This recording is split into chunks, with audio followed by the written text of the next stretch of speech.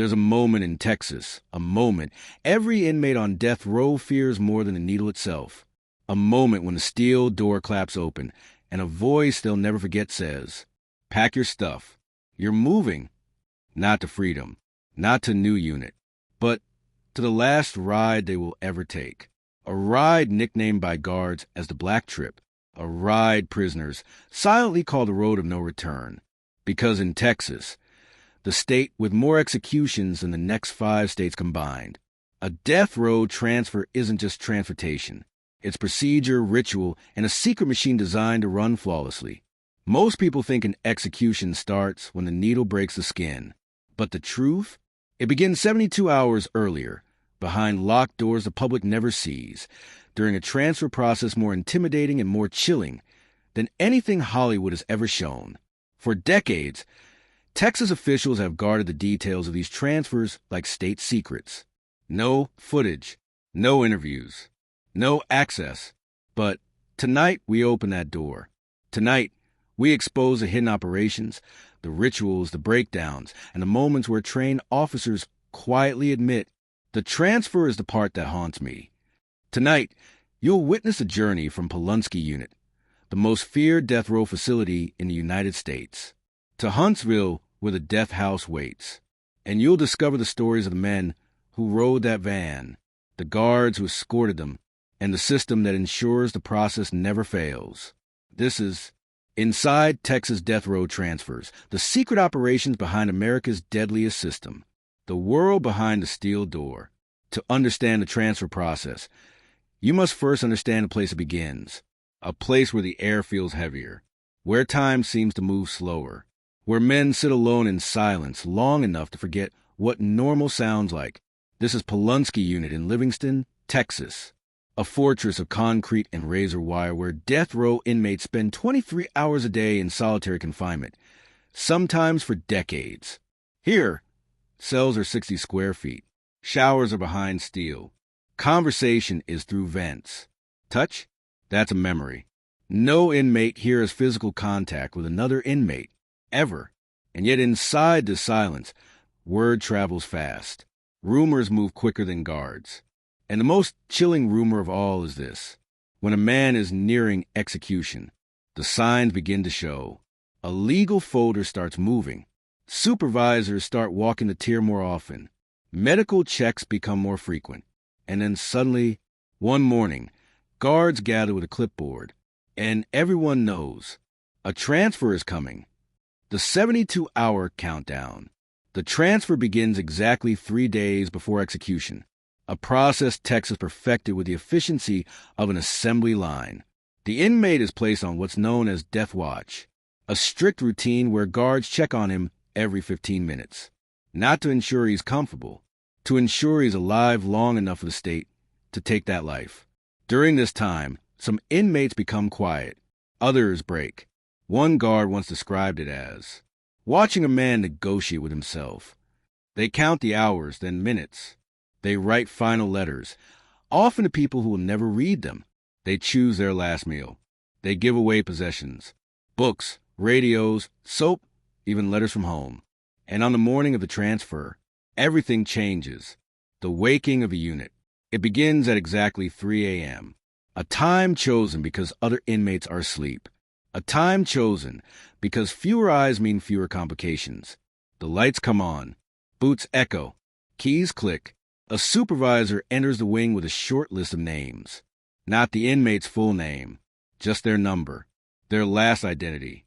From this moment, the process becomes pure procedure. Cold, tight, rehearsed. No mistakes. No surprises. The inmate is ordered to face the wall.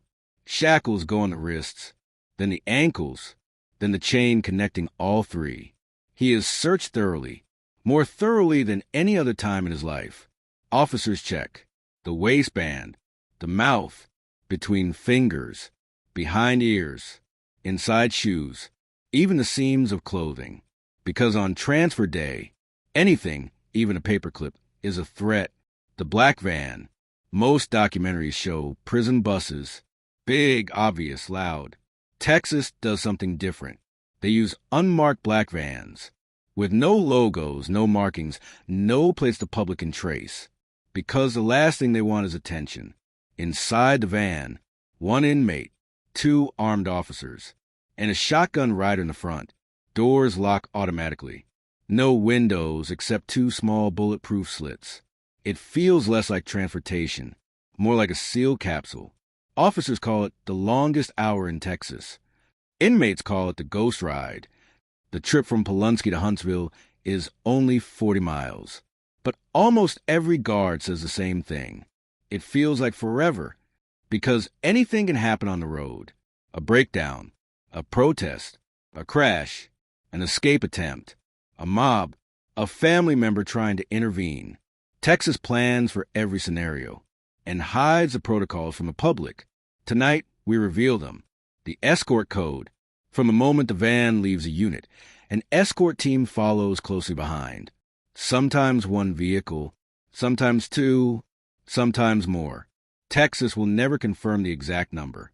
These escort units use coded language over encrypted radio. Short bursts of numbers, phrases that sound meaningless to outsiders, directions given in fragments. Every exit is monitored. Every route is pre-planned, with backup routes in case anything seems suspicious. No one, not the public, not journalists, not even other officers, knows the exact roads a convoy uses. But we've spoken to former staff who describe the rules. No stopping unless ordered. No communication with outside units. No deviation from the ritual unless a supervisor says so.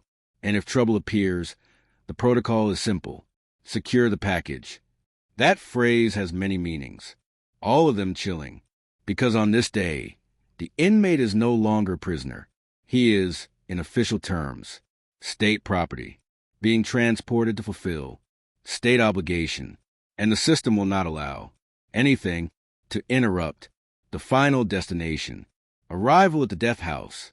The convoy glides into Huntsville before sunrise. Most of the city is still asleep. Coffee shops aren't open. School buses aren't running. The streets feel empty, almost too empty. But for the men inside the van, every second feels magnified. Every bump, every turn, every slow roll toward the most feared building in Texas, the Huntsville unit, known by inmates as the Walls, known by officers as the death house. This red brick structure has witnessed more executions than any other prison on earth. Its walls are old enough to feel haunted, and the closer the van gets, the more the reality settles into the inmate's bones. The ride is almost over. The end is beginning. The van approaches the sally port. The vehicle slows, turning into a narrow alley between two brick buildings. Two armed officers stand on a rooftop overlooking the entry gate. Standard protocol. Texas doesn't gamble with the last 100 feet. A steel door slides open. The van pulls inside the sally port, a secure garage sealed off from the outside world. The moment the door closes, the atmosphere changes. It feels heavy, dense, thick with finality. Inside the garage are a lieutenant, a medical supervisor, a ranking officer from the warden's office, two camera operators documenting the transfer, and a chaplain standing silently in the back. Everyone knows their role. Everyone has rehearsed this dozens of times. Yet every officer quietly admits, this moment never gets easier. The extraction. The van doors open. A guard announces the time allowed. Every single step in this process must be time-stamped. Texas learned long ago that documentation is a shield against lawsuits, protests, and public scrutiny. Two officers step inside the van. They secure the inmate's arms. They lift him out slowly, almost ceremonially, because during a death row transfer, appearance matters. Procedure matters. Nothing can look rushed. Nothing can look chaotic. Everything must look controlled. The inmate's feet touch the ground. Chains rattle. A clipboard snaps shut. A pen clicks. And just like that, he has arrived at the last building he will ever enter, the final holding cells. Most people imagine the execution chamber is the next stop. Not even close. There is a small corridor inside Huntsville, one most people will never see, with 5 holding cells known unofficially as the Blue Room, the Quiet Cells, and among guards, simply the Last Stop. These cells are narrow, white, spotless, and quiet, almost unnervingly quiet. Unlike the loud steel doors at Polunsky, the doors here shut with muted, cushioned thud, a sound designed not to echo, because echoing sounds in this place drive men insane. The inmate is escorted to one of these cells. He is unshackled. He is handed a clean uniform. He is searched again. His property is logged. Every item is tagged with a time and a signature. And then the door closes. This is where he spends his final hours. The final meal ritual. Texas ended the tradition of anything you want final meals after a notorious incident in 2011. But the ritual still exists, just in a tighter form. The inmate chooses from the standard menu, usually simple foods, chicken patties, fried okra, cornbread, ice cream, maybe a soda.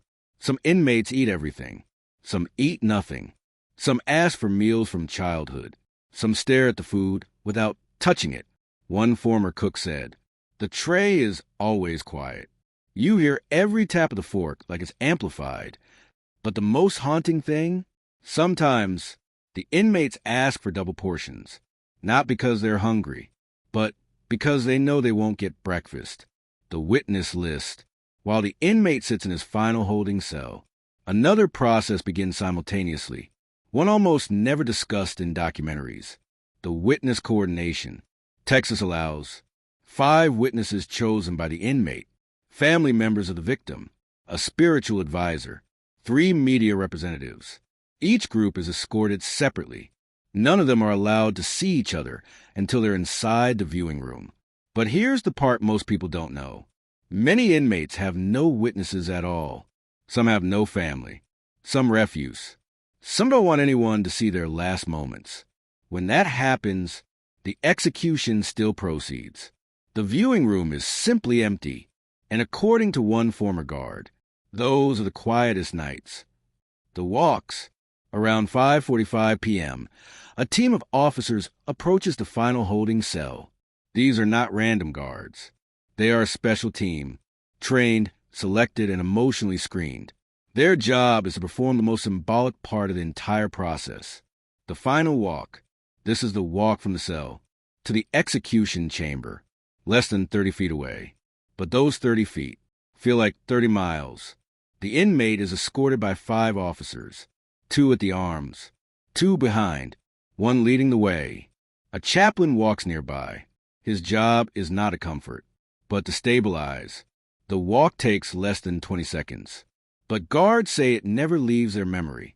One officer described it as the longest short walk a man can take. When they reach the door, the inmate is guided into the chamber. And then everything becomes painfully, frighteningly real inside the execution chamber. There is no room in America more misunderstood, more hidden, or more ritualized than the Texas execution chamber. People imagine a dark, gothic, intimidating place. Hollywood paints it with shadows and terror. But the truth? It's small, clinical, quiet, almost absurdly ordinary. A bed with leather straps, a stainless steel table, a chair for the warden, a microphone for the final statement, and 2 small viewing windows, one for the victim's family, one for the inmates. The room is painted a pale green, the color meant to calm the mind. According to a former administrator, a clock hangs above the door. It is the single loudest thing in the entire room.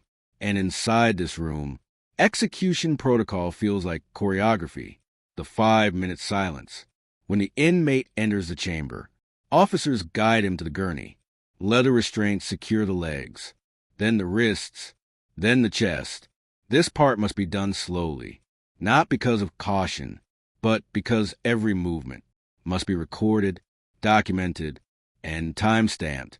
Once the inmate is positioned, a quiet moment follows, a moment eerily known among staff as the 5-minute silence. During this time, no one speaks, no one moves, no one breaks the stillness. It is the moment where reality sinks in for everyone. Staff, chaplains, witnesses, even officers who had done this for years. One former officer said, "The silence gets inside your head. It's the part you think about when you try to sleep." The needle team. When most people imagine executions, they focus on the needle, who inserts it, what goes through it, and what it does. But Texas has a team for this. A team almost no one knows about. They are known simply as Team 4. Their identities are protected. Their roles are confidential. Their training is discreet. Team 4 enters through a side door, faces calm, posture steady, hands steady. They examine the inmate's arms. If the veins are difficult, as they often are in older inmates, drug users, or men who live decades in solitary, the team may take longer. But no one speaks. Witnesses have described watching the team search for a vein for minutes that feel like hours. Some inmates look away. Some look straight at the ceiling. Some watch every movement carefully. But all of them understand what this moment means. The two-line system. Texas uses a dual line force setup. Line A and Line B. Line A is the primary. Line B is the backup. These lines lead to the drug room, where two executioners, neither visible to the inmate, stand by waiting for the order. The drug room has one small window with a sliding cover. It opens only when needed, and inside that room is a table with syringes, labeled vials, alcohol wipes, forms, and a red button that signals the final sequence, the final words. A microphone drops from the ceiling, hanging just inches from the inmate's mouth. The warden steps forward. "Warden, do you have a final statement?" This is the moment witnesses remember most. The moment where a man speaks his last words. Into a room divided by glass, divided by grief, divided by decades of consequences. Some inmates apologize. Some deny guilt. Some thank guards who treated them kindly. Some quote scripture. Some remain silent. And once the final words fade, the warden nods. Slow, grave, procedural, because now everything moves to the part no officer can ever truly prepare for, the final sequence. Behind the wall, in the drug room, the executioners receive the signal. They do not speak. They do not look into the chamber. They operate by written protocol. At exactly 6 p.m., or as close as possible, Texas law demands punctuality. The procedure begins. It is described in 3 stages. Stage 1, the induction. A sedative flows first. The inmate's chest rises, then falls, then slows. Some try to speak. Some pray. Some look toward their witnesses. Stage 2, the paralytic. Muscles relax. Breathing fades. Stage 3, the final agent. This is the moment where the room becomes impossibly still. Officers watch. Doctors watch. Witnesses watch. And the inmate takes his final breath. The doctor checks for a heartbeat. The warden checks the clock. Then, "Warden, time of death." He gives the exact minute, the exact second, precise, recorded. The curtains close. The witnesses leave. And just like that, the transfer, the rituals, the silence, the system reaches its final frame. But the story does not end here, because there is another part, the part almost no one talks about, the aftermath, the officers, the families, the ones who walk out alive, and the ones who don't. And that begins now. The hidden aftermath. After the execution chamber falls silent, after the witnesses are escorted out, after the last checkbox is ticked, there's a part of the process. Almost no documentary has ever revealed what happens next, what happens after the death is recorded, after the curtains close, after the life is gone. Because the final act of the system is not the injection, it's the aftermath, the quiet, methodical dismantling of the machine that just completed its work. The body room, behind the execution chamber, is a small, sterile room with a stainless steel table. It is sometimes called the body room The name is blunt. It is meant to be. The staff who work here are not the same ones who escorted the inmate, not the same ones who secured the 4 lines, not the same ones who witnessed the injection. This team is separate, trained in morgue handling, chain of custody, and medical documentation. Their job begins the moment another life ends. They remove the straps. They record marks, scars, tattoos. They photograph the body. Every detail, logged, printed, signed. There is no ceremony, no pause, no spoken word, just protocol. One former worker described a room as where emotion isn't allowed to exist. The death file, every execution in Texas, creates what is known privately as the death file. It is thick, heavy, packed with documentation stretching back years, sometimes decades. Inside the file, the inmate's criminal history, psychological evaluations, disciplinary reports, appeals, witness lists, property inventories, and every step of the transfer. From Pulaski to Huntsville, the last pages are the most chilling. They include the exact time of death, the identity of the witnesses, the 4 protocol sheet, the official pronouncement, and the signatures of everyone involved. This file will be stored forever, locked away, untouched, a record of a life the state ended, and the procedure used to do it. One former administrator said, "It feels like closing a chapter, but one no one ever reads." The guard decompression room. People imagine guards walking away, cold, unaffected, expressionless. But that's the part the public never sees. Because after an execution, there's a room, a small windowless space, inside the Huntsville unit. It is simply called the decompression room. No cameras allowed, no recordings, no transcripts. Inside this room, officers who just strapped a man to a table sit quietly in plastic chairs, trying to collect themselves. Some drink water. Some lean forward with their head in their hands. Some stare at the floor for long stretches, not saying a word. One officer who escorted more than 30 men to the chamber said he always did the same thing afterward. I'd put my elbows on my knees, and I'd just breathe. It wasn't guilt. It wasn't regret. It was, I don't know, it was something. For many officers, this part is the darkest chapter of the night, because while the inmate's story ended, theirs keeps going. The victim's family exit. Not all executions bring closure. Not all families feel justice. Not all wounds fade. When the curtain falls, when the victim's family exits the viewing room, they are guided down a quiet hallway to a private waiting space. Some cry, some shake, some collapse, some stare into nothing, as if the moment didn't bring peace, but reopen old wounds. A counselor is present. A chaplain is available. But many families simply choose to leave. One parent once told a reporter, "I thought I'd feel something. Relief, peace, anything. But it felt like watching a stranger die. My child was still gone." Closure is a word used too easily. Rarely does it match reality. The unclaimed dead.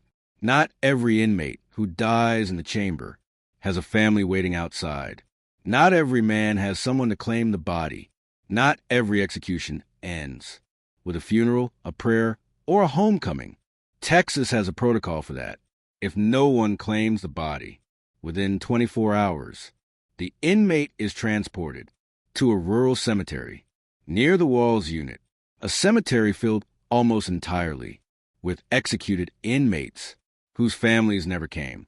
Their graves are marked, not with names, but with numbers, rows and rows of white markers, standing quietly in the Texas sun. Some officers call it the cemetery of the forgotten. In that place, the system's final act is complete. A life that began with a name ends with a number. The weight of the last mile. In the end, Texas death row transfers are not just movements on a schedule, not just vans on highways, not just files, signatures, and protocols. They are rituals, deep, ancient, bureaucratic rituals, designed to move a human being from one world into another. Each step, each form, each checkpoint is part of a system that has been refined over decades, a system that does not rush, a system that does not pause, a system that does not look away. But behind the machinery, behind the procedures, behind the cold efficiency, are people, officers who lead the walk, clerks who sign the papers, chaplains who whisper final prayers, families who carry wounds time never fully heals, and inmates who lived years, waiting for a door to open one last time. The truth is, for most of us, the execution chamber is just a headline, a statistic, a point in a debate. But for the men who stand in those rooms, for the families who step behind the glass, for the officers who secure the straps, the chamber is not a concept. It is a memory, a sound, a feeling that lingers long after the curtain falls, a weight that travels home in the quiet of a late-night drive. And maybe that's a part we never talk about enough. Not the execution itself, but everything humanity tries to carry. After the system says it's done, every signature, every silence, every unanswered question. Because the truth is hauntingly simple. When the state ends a life, no one walks away untouched. And if you found this story important, if you believe these hidden parts of America matter, don't forget to like, share, and subscribe. Not for the algorithm, but so more people can see the world. Beyond the headlines, beyond the walls, beyond the last mile. This is inside Texas death row transfers.